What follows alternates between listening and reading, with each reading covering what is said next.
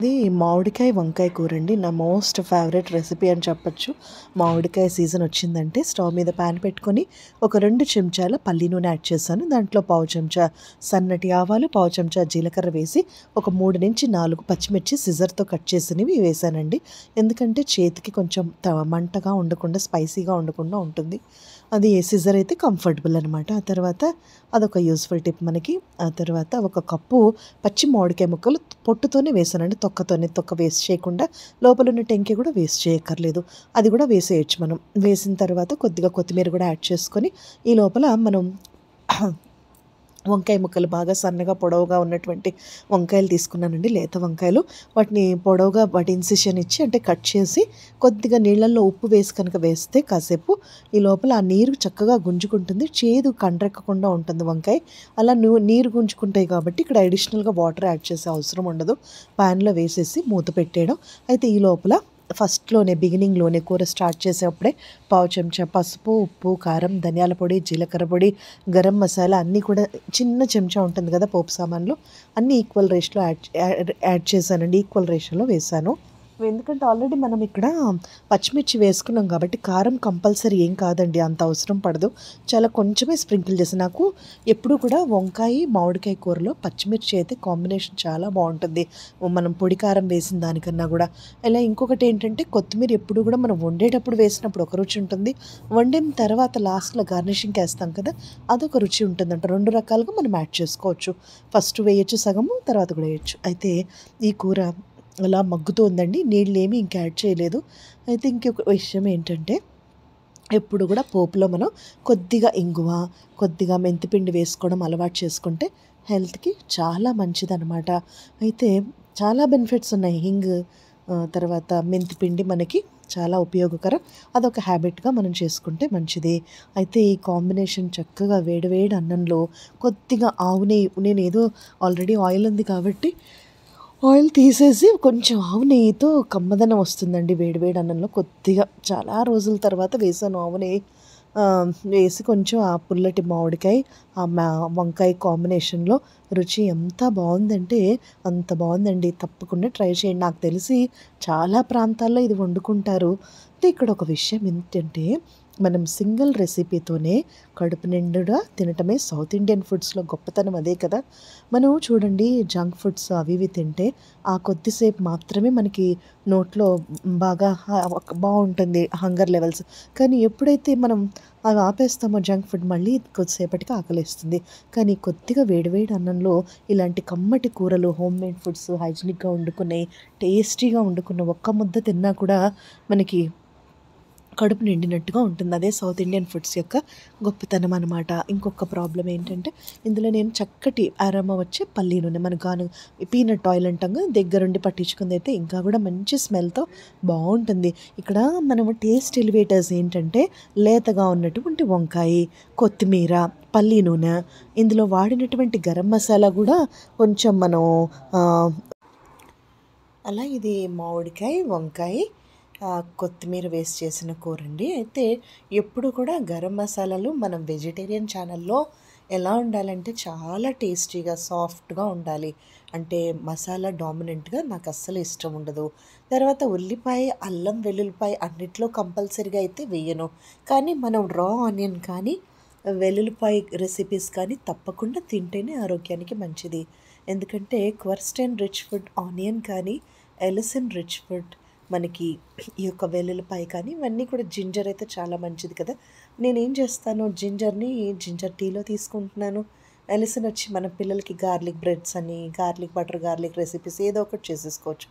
రా ఆనియన్ని డివైడ్ చేసి ఆనియన్లా తీసుకుంటున్నాను.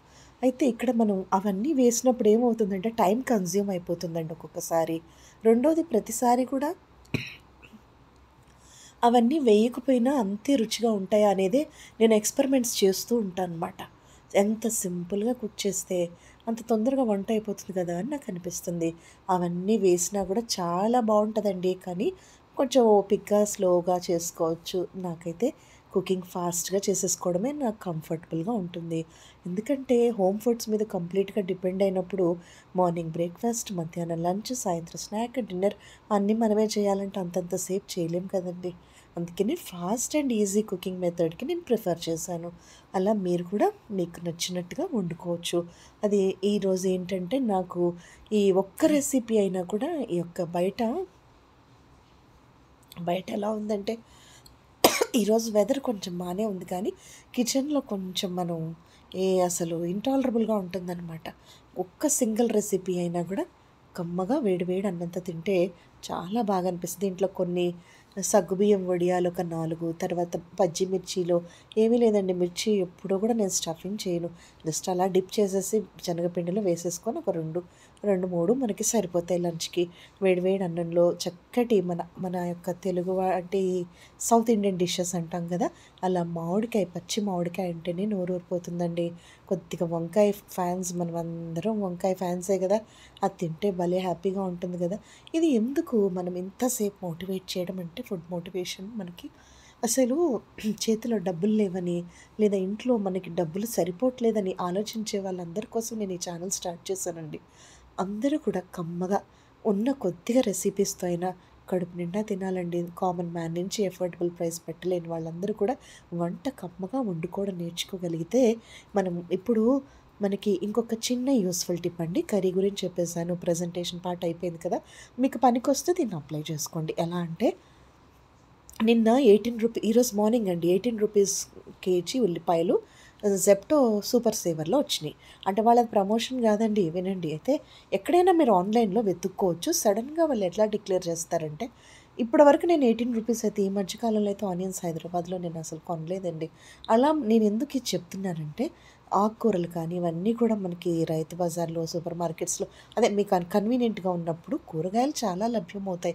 కానీ వాటిని ఓపికగా జాగ్రత్తగా దగ్గరుండి మనం కుక్ చేయడం అలవాటు చేసుకుంటే అసలు తినే ఆహారమే ఔషధం అండి. మనం డిసీజెస్ వచ్చినప్పుడు మాత్రమే మందులు ఎత్తుక్కోవాలి. అసలు డిసీజెస్ రాకుండా ఉండాలంటే కమ్మటి ఆహారం తినొచ్చు. అయితే ఇంకొక విషయం అండి, మరి ఏంటండి కొంచెం ఆయిల్ వేశారు కదా, న్యూట్రిషన్ ఉంటుందా అంటే, మనిషికి దేవుడిచ్చిన వరం టేస్ట్ బడ్స్ అండి. ఒక ముద్ద మనం క్యాలరీస్ ఉన్న ఫుడ్ తిన్నా ఇంకొక ముద్ద దాన్ని బ్యాలెన్స్ చేసుకోవచ్చు. రాగి జావో, సజ్జ జావో, లేదంటే మనం మిల్లెట్సో, లేదా ఇంకా కూడా చూడంటే కొర్రలు, లేదా ఇంకేదైనా కూడా అక్కడ మనం ఓట్స్ కానీ దాంతో సెకండ్ మీల్ మనం రీప్లేస్ చేసుకోవచ్చు. చక్కగా కమ్మగా వేడి వేడి అన్నం హోమ్ మేడ్, అది హైజీనిక్గా ఉన్నప్పుడు గట్ కూడా హెల్తీగా ఉంటుంది. ఈరోజు ఇంకొక విషయం చెప్పాలా అంటే, నాకు ఈ మైసూర్ బోండా ఒకటి, ఇడ్లీ అండి, పొడి ఇడ్లీ బాగా ఇష్టం. కంటిన్యూస్గా మనం వర్క్ చేస్తూ ఉన్నాం కదా సిస్టంలో, ఇది ఆన్లైన్లో మన యూట్యూబ్లో. నేను 2-3 డేస్గా కొద్దిగా బిజీగా ఉన్నానమాట. ఈ లైవ్ సెక్షన్ ఒకటి స్టార్ట్ అయింది, ట్రై చేస్తున్నాను. సబ్స్క్రైబర్స్ బాగా పెరగాలన్నట్టుగా నేను ట్రై చేస్తున్నాను అనమాట. అయితే లాస్ట్ ఇయర్ నేను చేసిన పొరపాటే, సబ్స్క్రైబర్స్ వాళ్ళే చేస్తారులే అని వెయిట్ చేశాను. అలా అస్సలు అవ్వదండి. లైవ్లోనే కొంచెం కొంచెం మనకి యాడ్ అవుతూ వస్తారు, అదే మనకి సరిపోతుంది. ఒక్కళ్ళే ఇద్దరు అవుతారు, ఇద్దరే నలుగురు అవుతారు. అయితే నేను ఎందుకు చెప్తున్నానంటే, ఆ కొంచెం హడావిడిలో కొద్దిగా నేను ఈ మైసూర్ బోండా ఒకటి, ఇడ్లీ ఒకటి తెప్పించి నేను లైవ్లో పెట్టానండి. జనాలు ఎంత అవేర్నెస్సా అనిపించింది నాకే. ఎవ్వరూ చూడటం లేదు, ఎవరూ ఇష్టపడటం లేదు అవుట్ సైడ్. అంటే నా ఛానల్లో, నాకు బయట ఫుడ్ని విమర్శించటం లేదు.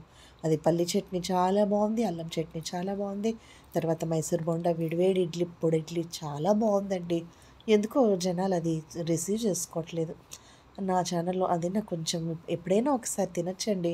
ఎవరైనా ఎక్కడైనా హైజీనిక్గా వండినప్పుడు, మరి ఎప్పుడైనా మనకు ఓపిక లేనప్పుడు ఏం చేస్తాం మరి, అలా ఎక్స్క్యూజబుల్గా మనం తీసుకోవచ్చు. కానీ మ్యాక్సిమం నేను కుకింగ్ ఛానల్లోకి వచ్చాక హార్ట్ఫుల్గా చెప్తున్నానండి, ఒక్క రెసిపీ అయినా మనం ఫాస్ట్గా వండుకోవడం అలవాటు అయిపోయింది.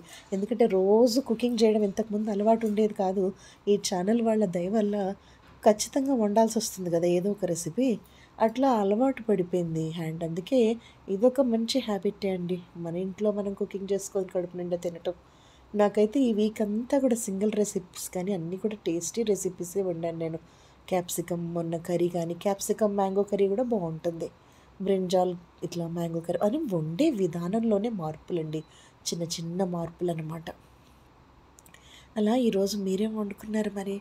మీరు కూడా కమ్మగా తినుంటారు కదా. మనం పాజిటివ్గా ఇట్లా వాచ్ అవర్స్ పెరగాలి కాబట్టి నేను కూడా అటాచ్ అయ్యి మాట్లాడుతున్నాను. జనరల్గా నేను చాలా పెద్ద ఇంట్రోవర్ట్ అండి. నాకు ఎవరితోనూ ఎక్కువ కమ్యూనికేషన్ అస్సలు ఇష్టం ఉండదు. కాకపోతే ఏంటంటే ఛానల్ వచ్చిన తర్వాత మనకి ఆడియన్స్ ఎంగేజ్మెంట్, రెగ్యులారిటీ వాళ్ళు కంపల్సరీగా రూల్ పెట్టారు కదా. సరే, మనం ఎలాగో మన ఛానల్ ఇష్టపడే వాళ్ళు చూస్తూ ఉంటారు కాబట్టి మాట్లాడడం. తర్వాత కొంచెం వీడియోలు లాస్ట్ వరకు చూడొచ్చు కదా మీరు. ఎందుకంటే నాకు వాచ్ అవర్స్ పెరిగితేనే కదా ఛానలు.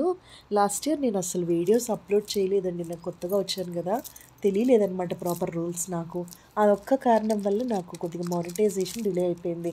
అది ఈ ఇయర్ అవుతుందా లేదా అనేది కూడా నేను ఆలోచించట్లేదు కానీ, మన వర్క్ అయితే చేద్దాం 100% ఎట్లా జరిగేదుంటే అట్లా అని వీడియో మీరందరూ లాస్ట్ వరకు కనుక చూడగలిగితే అవకాశం ఉండి, వాచ్ అవర్స్ అయితే ఈ మంత్ చాలా బాగా పెరిగాయండి. అంటే అది షార్ట్స్‌తో పెరిగాయి, వీడియోస్‌తో కాదు. ఎలా అంటే 300 వాచ్ అవర్స్ దగ్గర నేను షార్ట్ పెడతాను చూడండి. ఒక ఫోటోగ్రఫీ తీసి మనకి లాస్ట్ 22 మార్చ్ నుంచి ఇప్పుడు ఏప్రిల్‌కి మనకి ఈ 19th వరకు ఇంకా 2 డేస్ ఉంది కదా! 290 వాచ్ అవర్స్ వచ్చినాయి. నేను మొన్న మార్చ్ 16th నుంచే నాది సెకండ్ ఇన్నింగ్ స్టార్ట్ అయింది. సెకండ్ టర్మ్ స్టార్ట్ అయింది. అయితే 300 వాచ్ అవర్స్ లాస్ట్ ఇయర్ నాకు అసలు రాలేదండి.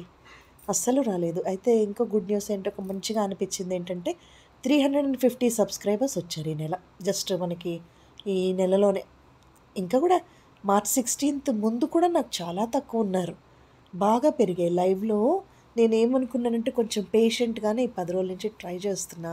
ఒక్కళ్ళైనా పర్వాలేదు, ఇద్దరైనా పర్వాలేదు సబ్స్క్రైబర్స్ రానివ్వు అని చెప్పి లైవ్‌లో మ్యూట్ పెట్టినా, నేను కనబడకపోయినా వాళ్ళు విసుక్కుంటూ, వాళ్ళు ఇష్టపడే వాళ్ళేమో సాఫ్ట్‌గా లైక్ పెట్టేసి సబ్స్క్రిప్షన్స్ ఇస్తున్నారు. ముఖ్యంగా ఈ ఎన్ఆర్ఐ వాళ్ళంటే కొంచెం వాళ్ళు నైట్ మనకి మార్నింగ్, వాళ్ళకి నైట్ కదా! వాళ్ళు కొంత సపోర్ట్ ఉంది. నార్త్‌లో వాళ్ళు బానే 350 సబ్స్క్రైబర్స్ నేచురల్‌గా రావడం అంత ఈజీ కాదండి.